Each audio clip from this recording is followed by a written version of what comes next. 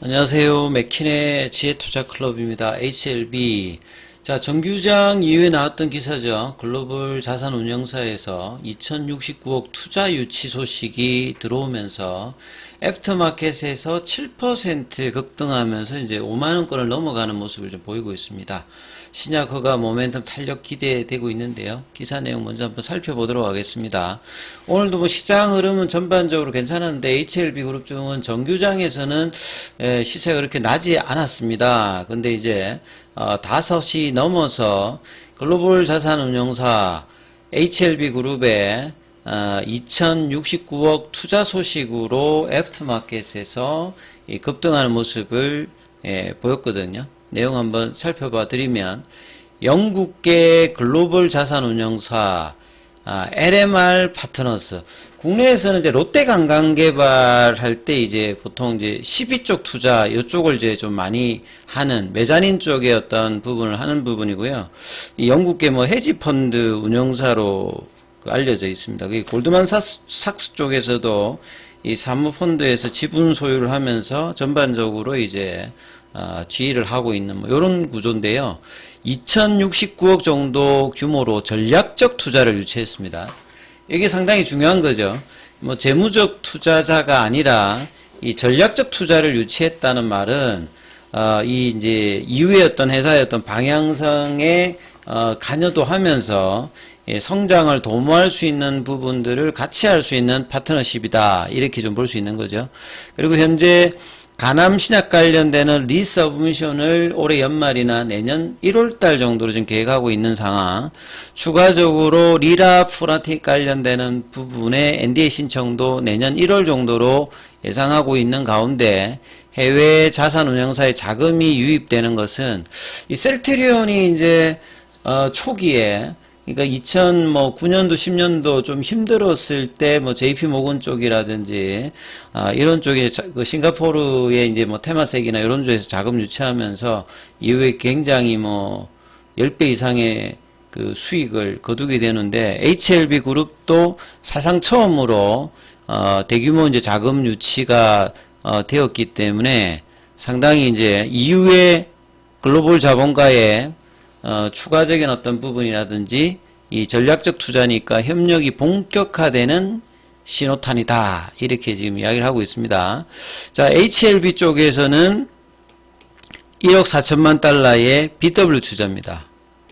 그러니까 메자닌 쪽 이제를 주로 좀 하기 때문에 그랬어요. 그리고 생명과학에도 큰 규모는 아닙니다만 500만 달러. 여기는 HLB 쪽의 교환사채죠. 교환사채를 인수하는, 그러니까 HLB 주식하고 나중에 교환할 수 있는 규모의 500만 달러. 그래서 HLB와 생명과학이 오늘 이사회를 열고 그 BW와 EB 발행권을 승인한 겁니다. 그래서 1억 4천만 달러의 중에서 15%는 즉시 이제 거래 종결하면 가용자금으로 들어올 수 있는 부분들이고, 나머지 85%는 에스크로즈 계좌에 예치되어서 행사 조건이 충족되면 이제 집행되는 겁니다. 해당 자금은 이제 엘레바의 어떤 임상 개발과 글로벌 상업화 추진 목적, 그러니까 자금의 어떤 유치 목적이 이제 분명한 형태로 지금 사용될 수 있는 부분이고요. 그 다음에 HLB 같은 경우에는 BW를 연 5%의 비분리형 구조로 이제 발행했으니까 금리단 같은 경우에는 이전에 뭐 발행하는 것보다는 금리단은 좀 높은 편이죠. 발행 1년 이후에 신주 행사 관련되는 부분 행사가 가능하고, 그 다음에 이제 뭐 이 페러티 같은 경우에는 발행가 대비해서 115%를 달성할 경우에 강제 행사를 요청할 수 있는 권한을 확보한 조건이 뭐 반영되어 있는 부분이죠. 에스크로 같은 경우에는 우리 뭐 전자상거래 보면 이제 에스크로에 맡겼다가 이제 안전성을 더하게 하는데, 이번에도 에스크로로 자금 안전성 페리티 조건을 통해서 기업 가치의 어떤 상승이 전제되어 있는 행사가 그 신주 인수권 행사와 이제 기존 주주들이, 그러니까 이런 뭐 메자닌 자금이라든지 이런 부분이 결국은 이제 신주로 발행되게 되면 이제 딜루전이 나오죠. 그러니까 이런 부분을 최소화하기 위해서 거래 구조로 뭐 설계되었다.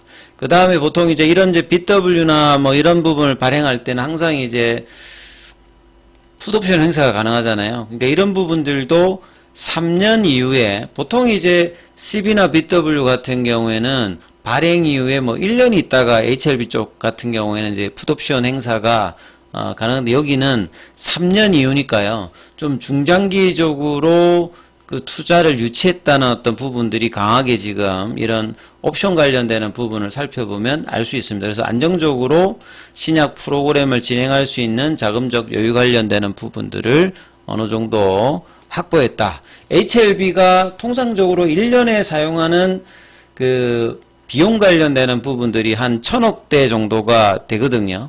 그러면 이제 이번에 유치한 한 1400달러 같으면 충분히 이제 이런 부분들을 통해서 1, 2년 정도는, 그러니까 지금 상업화 과정에 필요한 어떤 재무적인 어떤 리스크들은 해소할 수 있는 정도의 규모니까 주가에도 굉장히 긍정적인 부분이고요.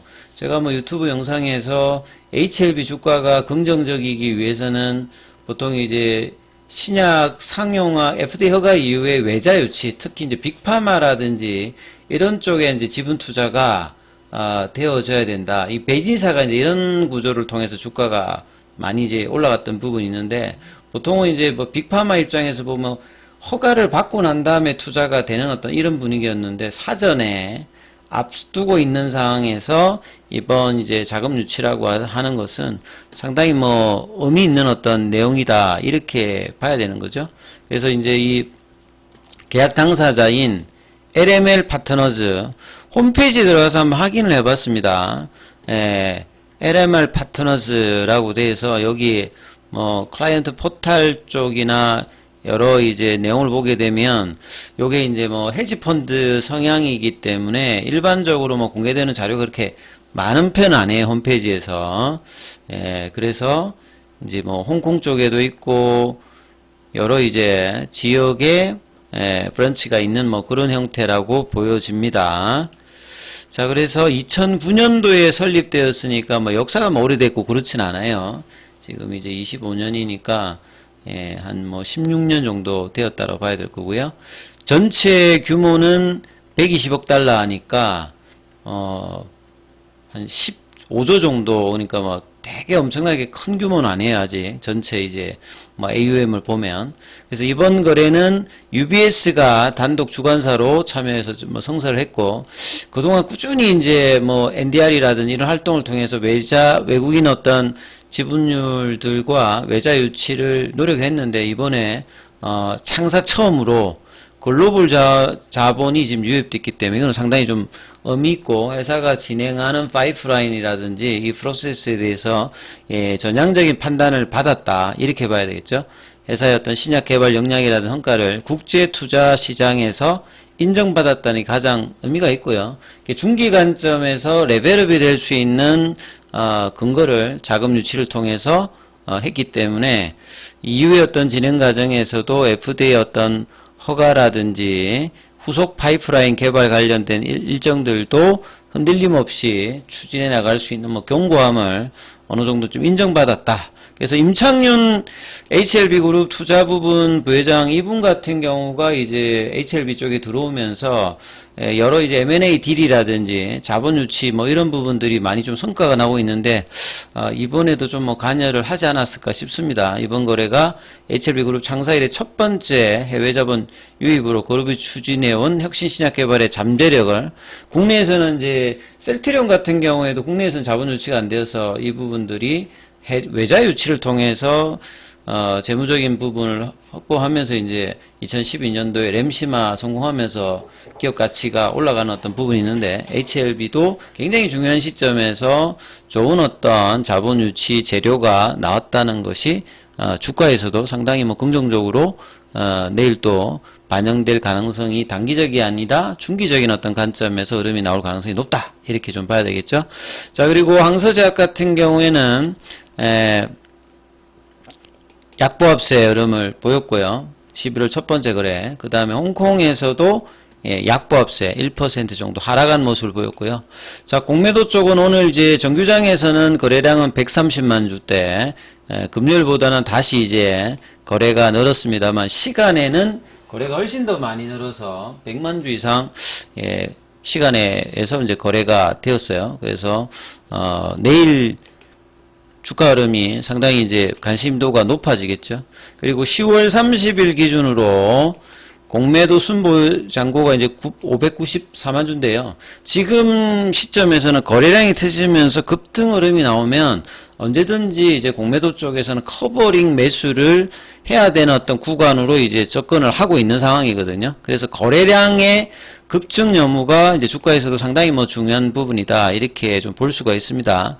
그리고 대차 거래 관련되는 부분은 지난주에 이제 목요일 날 80만 주 이후로 그 이후부터는 상한이 지금 많이 나오고 있거든요. 그래서 커버링이 어떻게 되는지도 이제 계속 이제 살펴봐야 되는 어떤 흐름이다. 장중에는 무료 텔레그램방이 운영되고 있습니다. 링크되어 있는 부분 참조해주시고 입장 문의는 문자 남겨주시면 되겠습니다. 차트 관련되는 부분과 계열 종목 관련되는 부분은 이어지는 영상에서 살펴봐 드립니다.